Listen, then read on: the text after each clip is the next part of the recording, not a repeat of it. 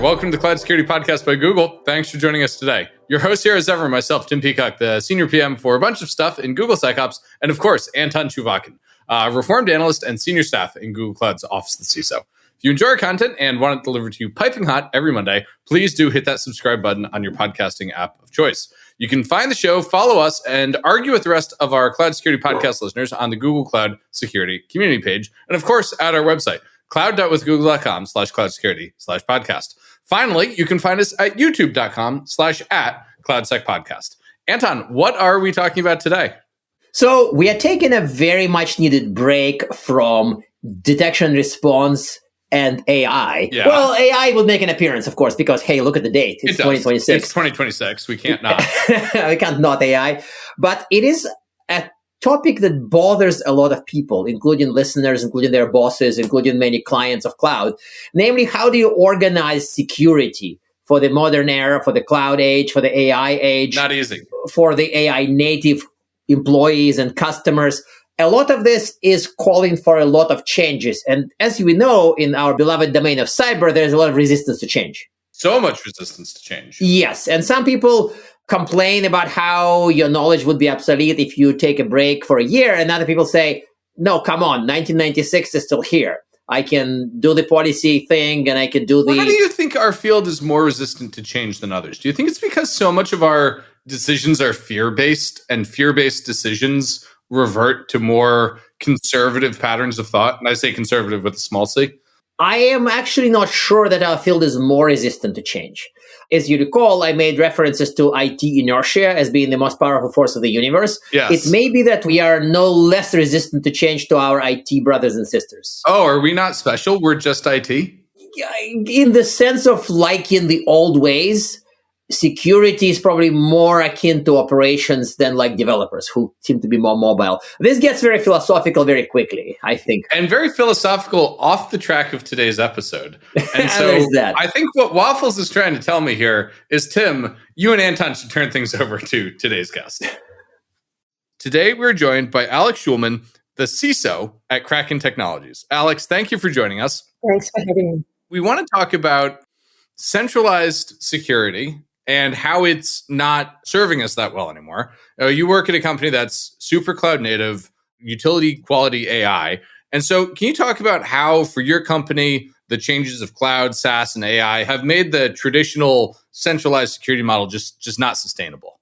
Yes, and indeed, traditional centralized security, where there is one team that approves every move for everyone, is now simply impossible and insufficient. There are two reasons for this. First, cloud and AI development just happens faster than before, and controlling each and every step for everyone becomes impossible. Second, new threats are emerging all the time, and they're exploited faster than before. As a result, security teams cannot be this bottleneck. They cannot be approving everything, and also security cannot be offloaded to one centralized team. But security needs to be done by everyone and all the time. And this is why we call this model security with distributed ownership. The security team is providing the tools, the metrics, the guidance, the support, and everything that is needed to empower the teams. But we need everyone to be the security champion for their domain. And I believe that that's the model that we need to adopt to provide this sustainable security support for cloud and AI. But I mean, this makes sense. And I think, Tim, many people working for modern companies, tech companies would be nodding and saying, yep, that makes sense. But it's very clear to us, kind of to put our cloud hats on, that some of the clients, some of the large companies kind of persist. Not only that centralization is still right, but it's literally the only way. They don't have anything. Like I had a debate yesterday on Twitter with somebody about shadow AI policy. And this topic would come up, I'm sure, in our show. And they said, no, if 90% of users are breaking the policy, they're still wrong. It's not the policy. Policy is right. Ban consumer-grade AI at the company. And if you violate the policy, even if 95% of the users do it, they're in the wrong. I think people do say that, and people mean it. So if I may ask, how do you talk at parties, with such people? How do you say, hi, I'm from this company, we do this? And they look at you with big eyes and say, no. Like, yes, our goal as security leaders to optimize the security management for the specific company and the specific culture. Mm-hmm. There is no one size fits all. This is why each and every company needs to find the best approach to manage this. For some companies, the centralized approach may be the best one, because if this is what they've been doing for many years, most probably their developers are not thinking about security, and they got used to this model where security is offloaded to the centralized team, and then it is not that easy to change this culture and build something else. In our case, since the company was established, the fundamental principles that are being used to operate are freedom and responsibility and get things done. So these are just part of our culture and part of the values, and they support this model of this distributed security ownership because it was never managed in a different way before. Yep. And since the beginning of the company, engineers were the security champions of the environments. So as we are growing our security organization, we're focusing on how to support this, how to give everyone this guidance and the support that they need to do the right thing. But we're working with our culture and we're empowering everyone in what we have. So that's why I think what you're saying, this may be the right thing for one company, but for us, we need this distributed security ownership, and just building upon what we have and supporting everyone on this journey. You know, Anton, that security person you were arguing with on Twitter, they remind me many episodes ago. Do you remember when we had the episode about shovels versus backhoes?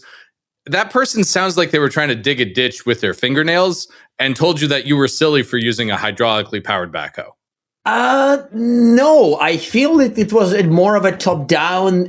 They see top-down centralized as the law of physics, not even the law of the land, not the legal law. But there are no laws of physics in security. You know that, I know that, but people who wrote policies since 1990s assume that it's the only truth.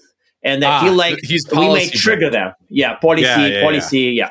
Okay, so let's go to the next. Yeah. Man. Sorry, I'm just so hung up on that. But Alex, you said something really interesting in there. You said freedom and responsibility. And this is like, I don't know, to shift metaphors away from digging holes. This is like the, I don't know, libertarian security argument. So could you expand on what that means and help people understand maybe out of the highly regulated top down to this libertarian freedom and responsibility world? So first of all, freedom and responsibility doesn't mean that people are not doing security. It just means that it is their responsibility. And let me maybe give you an example. Also, kind of my lessons learned, because I'm in my previous roles, I worked for Citibank, EY. I'm well familiar with the centralized approach. I can see the value of this centralized approach. It is just we have different technologies now, and we need to adjust it to modern environments. But let me illustrate the power of this distributed security ownership. When I just joined Kraken as any CISO, I started with prioritizing the risks. And then I brought together all of the key leaders and stakeholders to meet in person in one room and discuss all these findings. And to strategize and prioritize, because this is what I'm expected to do as part of my role, and I will continue doing this. But at the same time, we had amazing individuals outside of the security organization. They were not aware of these discussions. They didn't review my spreadsheets. They just saw some of these issues and they stepped in and they addressed some of them. They did this not because I asked them to do so. We never discussed this with them. They just took the freedom to do what they felt is the right thing to do. And indeed, it was the right thing to do. And even more, they took the responsibility and they resolved some additional issues that they also thought that they can resolve. And this will strengthen our controls. And this shows the power of this distributed security model. Because when everyone is thinking about security and when people feel responsible and accountable, they're just spending more time on these topics. They can do more. They can do this better. And this is the true power of this distributed model, because instead of having 10 security champions, we have thousands of security champions. But I believe that in this new world where we have threats coming our way all the time, we have no choice. Otherwise, we're just outnumbered. Because if you look at nation state, they have very powerful teams. Oh, yeah. Obviously, companies are just outnumbered if they will be limited to these centralized security teams. This is why we need everyone to be thinking about security all the time. We need to give them the tools. We need to support them. But both because kind of cyber defense now is a critical topic for everyone, and because cyber awareness is so critical, and because engineers know their systems better. Any centralized attempt to tell engineers what to do will be limiting because those who are building these systems, they just know them much better than those who are reviewing them. And that's the true power of this distributed model. It cannot come instead of this centralized compliance, risk management, strategy management, prioritization, cyber defense. But we need to have both. We need to empower everyone to do the right thing, and we need to give them the tools, the technologies, the metrics, and also this ability to constantly see these things. And we need also to have this security strategy, prioritization, certain initiatives that we think are critical. And we need to combine this approach of kind of the CISO team promoting certain things and distributed security ownership with everyone thinking about this all the time. I think I strongly buy the argument that in the modern distributed world, a distributed model makes a lot more sense. And I think I've actually reasoned my way into being a little more sympathetic for the 1990s policy people when I think about what computing used to look like with like mainframes and, thin terminals connected to them. So maybe I'm having a moment of empathy, listeners, for the policy brain out there, but I do still think they need to get with the program. And these models were okay back then. Yeah. Let's give everyone this credit that when IT was centralized and centrally managed for everyone, this was the right model. And in certain aspects, it is still the right model. And for some organizations, it is the right model. But for other organizations, we may benefit from this power of engineers thinking about this, because let's give them the credit. They're smart. They are. That's why they're engineers.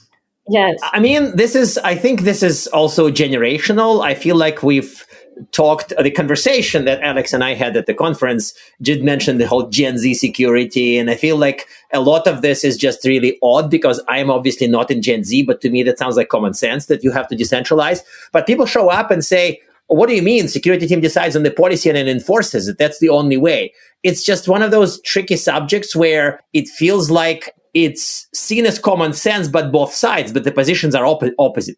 To me, that means there's some kind of transformation / revolution / crash is coming. Because if people continue to assume that centralized is the way, the bad things would happen, bad things of some sort would happen to them trying. But okay, let me stop rambling. And I want to kind of ask more of a deeper question about centralized versus what you define as security with distributed ownership. We sometimes hear centralized versus federated, but is security with distributed ownership the same as federated, or is this a new and different thing? Can you please better define federated?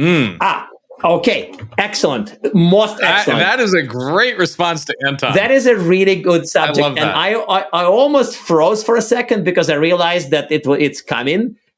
So federated sometimes is used as kind of a placeholder for decentralized, meaning it's defined as not centralized. But in other cases, I feel like federated implies multiple places of control. So like federation of islands. So it's either decentralized or islandized, or where there are islands of control but no central authority. Is that better or worse? Did I make it better or worse? Let's maybe discuss what are the metrics that the security teams need to see. Because I think first, we should be policy, for example, compliance. We do need to have this cross-organization view on compliance, risk management, and policy, obviously, should be the same policy for the entire organization. Obviously, we need everyone to read these policies, and we need them to implement this by themselves. Then also risk management, because organizations need to know what are their bigger risks. Lower risks, like small misconfigurations, I think that in the future maybe we can decentralize this as well. But this high-level view on policy, compliance, risk management, and then the 911 number, because people may be able to handle certain issues or certain misconfigurations. But if there is indeed something that is happening, we need to bring professionals, first in-house professionals, then additional support is needed.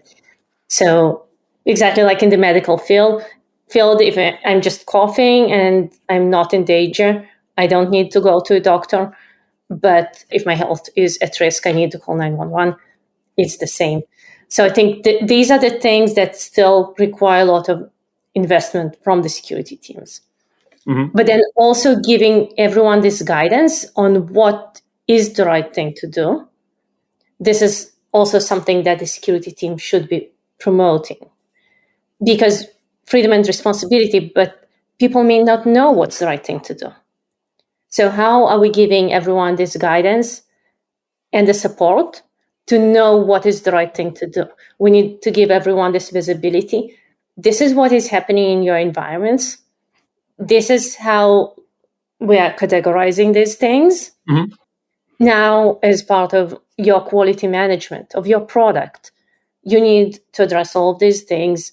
You may have certain freedom to select the priorities, especially, let's say, for medium risk items, but it is the role of the security team to help everyone with these metrics. You might, listeners, think, gosh, this sounds a lot like the SRE philosophy of we're going to build tools for observability and work with teams to achieve reliability outcomes. This sounds pretty similar, honestly, and I like that about this. Yeah. It is similar in a way. Yes, I agree with you. Yeah. I think that we call it a hybrid. I feel like in some of our materials, Google materials, we call this approach hybrid because it has certain very clear centralized elements. And I'm sure in this show, we'll get to what is centralized. You gave the 911 example. Like if it's an IR team or policy writing, they're absolutely centralized. We are not saying, hey guys, you have a little team of 3 people, just write your own policy. It's okay. You'll be fine. Like nobody's doing that. Exactly. So there's no responsive, personal, distributed, libertarian approach to some of that. So, but I think enough of that. Let's talk about AI because, hey, it's 2026. So you mentioned being AI native. How does AI change this hybrid model? And does AI maybe augur for a return to centralization, or does it augur instead for even more freedom and responsibility? Which way does it push us? Yeah, so let's maybe start with cloud because I feel that AI is almost an extension of cloud. Let's learn from our cloud journey and now let's apply it to AI and potentially do it better. And there are certain similarities between the two. So let's start with cloud native development. And I think cloud native development changed how people think about infrastructure. For those who kind of just developing in the cloud, they're just additional API calls. They're not doing the separation between infrastructure and application. It is all one kind of application, and they're managing all of this together. AI is also going to bring an additional change of speed of development. I think our AI native development practices are still shaping right now, but we know that software will be developed faster. Yeah. So in a way, certain things will be much, much easier for developers. But I think this is where we have this opportunity to make quality and security central components of AI native development. Because other things are just much easier. So let's give more guidance on what's the meaning of quality and security for cloud and AI and help everyone to pay more attention to these topics. And I think this is where we should invest more, both as an industry and as security leaders, building better metrics. Let me give you maybe one additional example from cloud that most probably all of you are familiar with, but we can learn a lot from it. When it comes to cloud misconfigurations, these are not Everybody's favorite topic on our show. Yes. Oh, yes. But I think they're showing how we need to change our thinking, because some of the cloud misconfigurations, let's say exposed buckets, are more critical than certain vulnerabilities because they may lead to immediate exposure that we need to immediately resolve. So we need to start handling these misconfigurations and vulnerabilities together as one thing, helping everyone to prioritize. Because, for example, most of the legacy policies, they're only addressing vulnerabilities. They're not addressing misconfigurations. And then we need to give this better guidance to our developers what to resolve. Because if we have all this together, cloud misconfigurations and vulnerabilities, what should our developers be jumping to resolve first? So we need to put this as part of the same ranking methodology and give everyone this guidance. Okay, critical should be resolved within this period of time, high within this period of time, without breaking this to different types of vulnerabilities versus misconfigurations. It's not a competition. It's about just constantly improving the environments. But this is where we need to do more, both as an industry agreeing, okay, these are our new metrics. We're putting all these together and then giving everyone these tools to constantly see these things because they're also changing. Yep. So kind of this more clear guidance is needed, both on cloud and then now with AI, we also need to give better guidance on all of the AI violations. I think the space is still evolving, but we need to put all of this as part of the same picture that is easy to understand and manage. Yeah, so Anton's going to ask, I think, our last question, which actually is my favorite, but he gets to ask it today. Lucky you, Anton. But it's a very motorcycle diaries question, I think, is actually where this is going to go. So Anton, can you ask the motorcycle diaries question? I think you should just ask it because I'm okay. I would survive without asking one more question. So just go ahead. This is too much fun. I get to ask it? Okay. Yeah, great. just go and ask it. So one of the things that we talked about in the prep for this episode, listeners, is the idea of security as quality. And so the idea here is maybe that a security unaware developer is actually just a bad developer or that they lack quality. And so it sounds like your org started this way, but what advice would you give to another org perhaps to help shift their mentality into security awareness is quality, or writing secure code is quality code? Yes, great question. And first of all, this is not one and done. This topic requires and will require continuous efforts from everyone, both the security teams and the engineers. But I think there are three components to this. One, we need security to be part of engineering standards and best practices. So these are not just policies written in legal language, but practical standards and templates for developers to adopt. Then we need to give everyone this continuous real-time visibility and metrics. These should be accessible, easy to use, and they should be combining all the data points that we discussed on cloud misconfigurations, AI violations, vulnerabilities. All of this is part of one system that is easy to use and it is accessible for developers. It is not a security product that is used just by the security team. It's for everyone. And then we need this culture of distributed security ownership where engineers are empowered to manage all of these things that they may be seeing through these systems in real time. We need them to act fast. We need to trust them, but we need to give them the tools, the guidance, and this continuous support because it's not just one metric or one policy sentence that will solve it all. It is about being with them, helping them, and constantly adjusting our tools and capabilities and analytics, everything that's involved. And our tools are also evolving. So that's also the role of the security team to constantly improve the security tooling and the dashboards and the analytics that they're providing for everyone to better address this topic. Yeah, it's not an easy answer. Yeah. Not easy. For everyone, as long as we'll have software systems. So I want to switch gears before we close with the final question. Is there a short way to answer what stays central no matter what? I mean, you already figured out IR, quote unquote, 9/11 service in this case, and of course, policy writing. But is there a short list of things that is in any model must be central or doom is imminent? Yeah, as we discussed, so these the risk management, the compliance, security engineering, cyber defense. I would define this as things that require specialized expertise in addition to engineering, right? So, for example, engineers can own the security for the corresponding areas, but we cannot expect them to be on top of threat intelligence or new compliance developments. So areas that will require these additional skills will continue being part of the kind of this security team that may be compliance, privacy, risk management, and cyber defense. So I think we'll need these specialized skills and specialized team members, but their role is to support all the rest, because without this involvement of all the rest, without them being the security champions and mini cyber defenders and understanding the environments and thinking about these topics, it will be very difficult to manage things, especially because our threat landscape is constantly evolving. And we want people to be curious. We want them to be learning about this, and we want to support them in the best way we can.